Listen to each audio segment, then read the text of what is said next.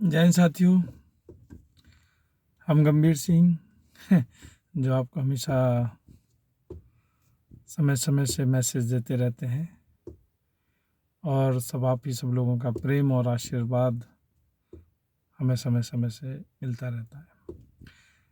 उन बातों के लिए हम सभी को तहे दिल से शुक्रिया करते हैं और धन्यवाद करते हैं, प्रणाम करते हैं। दोस्तों, ज़िंदगी के अनुभव से बड़ा कोई अनुभव नहीं है और जीवन में कभी कभी ऐसा भी वक्त आ जाता है कि आदमी ऊँट पे भी बैठा हो तो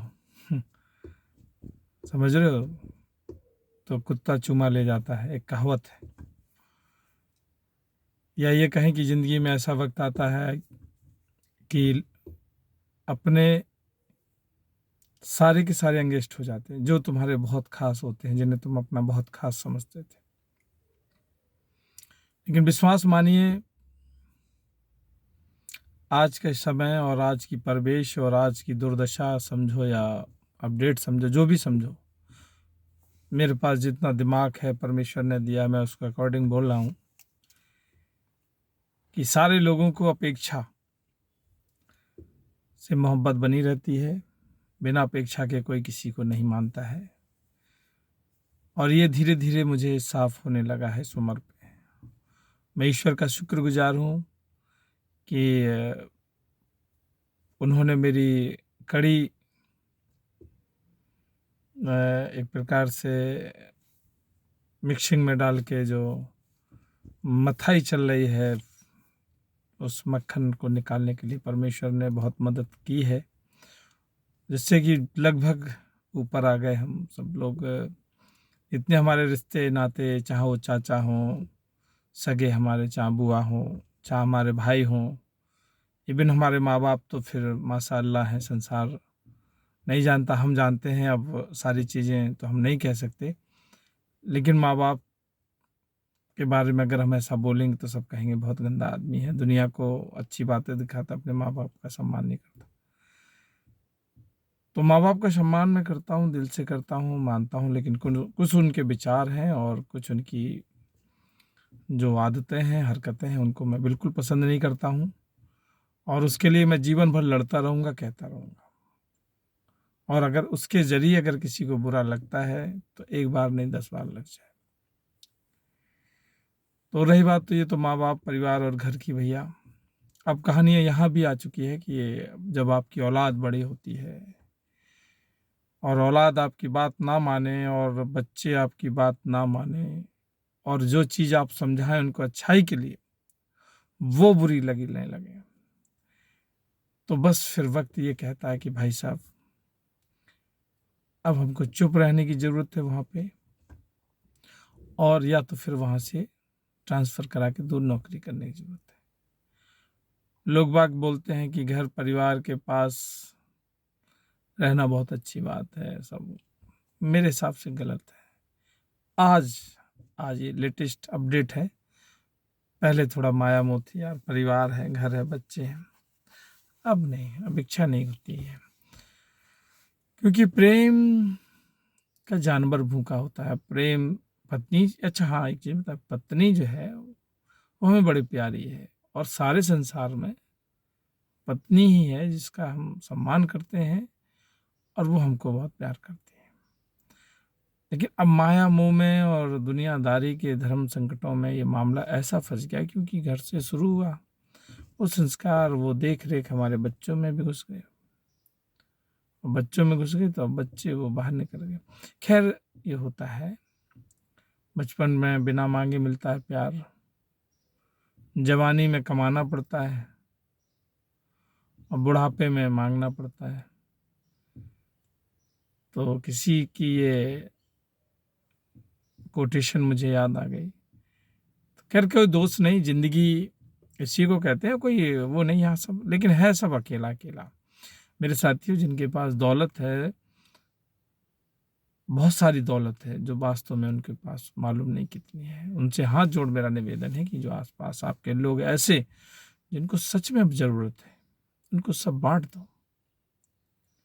यहाँ पर तुम्हारे मरने के बाद सिवाय बर्बादी के कुछ नहीं होगा, और ना तुम्हें ले जाना है। तो भैया जो बेचारे बहुत गरीब हैं, बहुत परेशान हैं, मेरे हिसाब से तुम उनकी मदद कर दोगे तो वो तुम्हें दिल से दुआएं देंगे। हो सकता है कि तुम्हारी आत्मा ज़्यादा दिन ना भटके इस संसार में, तुम्हें जल्दी से मुक्ति मिल जाए। जिस हिसाब से सुनते, मुक्ति का मतलब शांति होता है। आत्मा और मन की लड़ाई रहती है, मन हमेशा शैतानी हरकत करता है, उसको आत्मा इन्न भिन्न कर देती, तो आत्मा शांत होगी तो आपकी मुक्ति होगी।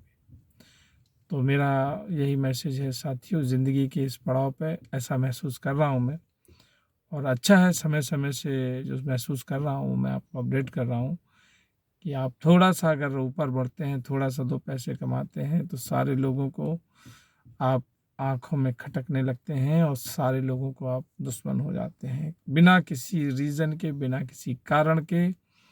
और आज कहानी ठीक ऐसे ही है कि हमने एक छोटा सा आसिया बना के अपने घर में अपने परिवार को छत्र छाया के नीचे किया, तो उन्होंने मेरे परिवार को में भी विघटन डालने की कोशिश की, और वो देख के मेरे परिवार, मेरे अपने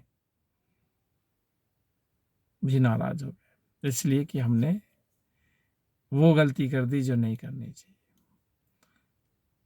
हमें बर्बाद रहना चाहिए, एक 4 व्हीलर ले लेना चाहिए और घूमना चाहिए, रिश्तेदारियों में दिखाना चाहिए सब जगह। अपने बच्चों का कभी ख्याल नहीं करना चाहिए। हम इस टाइप के बाप बनते तो सारी संसार हमारा सम्मान करती। और आज अगर हमने घर बना लिया और अपने बच्चों को छाया कर दी, और अपने क्या हमारे अकेले है, कल आप भी आओगे, 4 लोग आएंगे तो उनके लिए भी तो है। लेकिन दोस्त, इस सब बीच में हमने सब कुछ समझ लिया है कि सारा संसार जो है सभी के लिए है, कोई किसी का नहीं है, सब मतलबी हैं। और मैं ये डंके की चोट पे कहता हूँ। तो मेरे प्यारे साथियों, आप लोग भी सावधान हो जाओ, जातवाद के चक्कर मत पड़ो, रिश्तेदारी के चक्कर में मत पड़ो, और औलाद और परिवार के चक्कर मत पड़ो। आपको जो व्यक्ति अच्छा लगे सच में, और जो आदमी आपके दुख दर्द में आपकी मदद करे, आप उसी को अपना समझो और उसी से शेयर करो। अपनों से सावधान, अपने बहुत दर्द देते हैं, बहुत दर्द देते हैं। मुझे बीपी और शुगर मुझे लग रहा हो गया, मैंने चेक तो नहीं कराया, मुझे लग रहा लेकिन हो गया। केवल अपनों के प्यार इतना मिला कि वो सहन नहीं कर पाया।